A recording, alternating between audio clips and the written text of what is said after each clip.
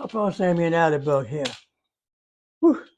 Anybody can grow potatoes, but if you don't know how to preserve them, you're wasting your time to grow it. If you can't preserve your food, don't grow it. You're just gonna waste it. Now, in this video, I'm gonna show you when to harvest, how to cure your potatoes, how to store your potatoes, and a very important thing not to do to your potatoes at the end of this video. Now, the big thing is, like I said, growing your food is one thing. But if you can't preserve it, it don't do you any good unless you got a field full of hogs. Throw them in there and let the hogs have them. You know, good hog feed. All right. Now, here's the thing. When you harvest your potatoes,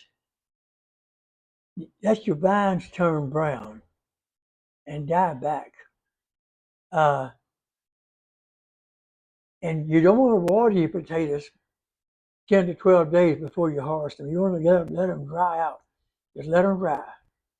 All right. And when you start to dig them up, extremely careful. Now, if you got a 400-acre farm, you're turning it with a miller buster, you got what you got. But in your home garden, take your time. Don't bruise them. Don't get cuts and scrapes on them. Don't bruise them. Okay. All right. Now, if you want to cure them, do not wash them. Do not wash those potatoes. Let them dry. Brush off. Get you a soft brush. Brush off the loose dirt, and let them dry. 10 to 14 days. Whatever. By doing the dry 14 to 12 days, you're toughening up the skin. They won't bruise as easy, and real small cuts are usually healed once they toughen up. Now, storage. Now, storage is not hard to do. If you pick out your healthiest potatoes, no bruises, no cuts, no scrapes, those are the ones you cook first. You sort them, you go through them. The one with the bad cuts, you cook them first. The medium cuts, let them rest for a while. They'll last a little while. Okay, that way you're bringing out the cause and keeping it healthy. Now, wherever you store them needs to be cool, dry, and dark. Notice the containers are open, good airflow, otherwise they will spoil. Do not put those potatoes in the sun. This is an absolutely no. They will turn green. Believe me, and it will affect the taste. All right, now, the containers you store them in, you can lay them out on top of a tabletop. You can put them in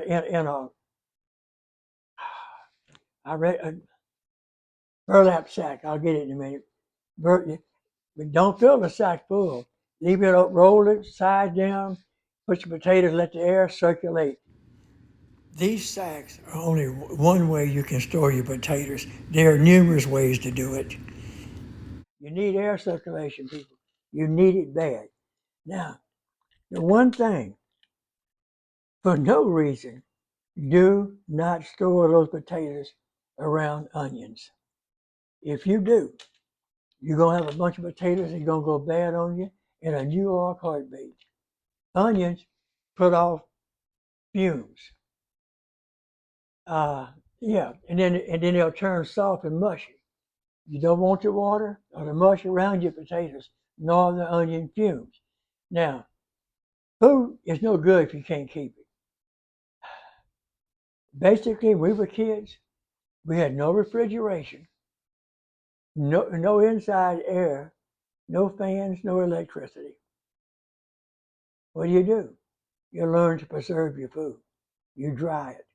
You store it. There's a dozen ways you can store potatoes.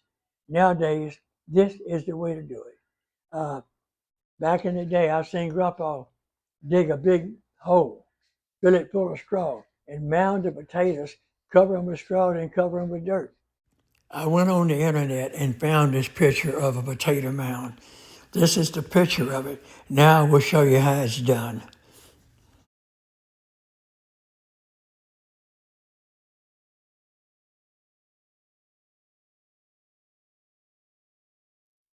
If I remember the terminology, it's been so many years.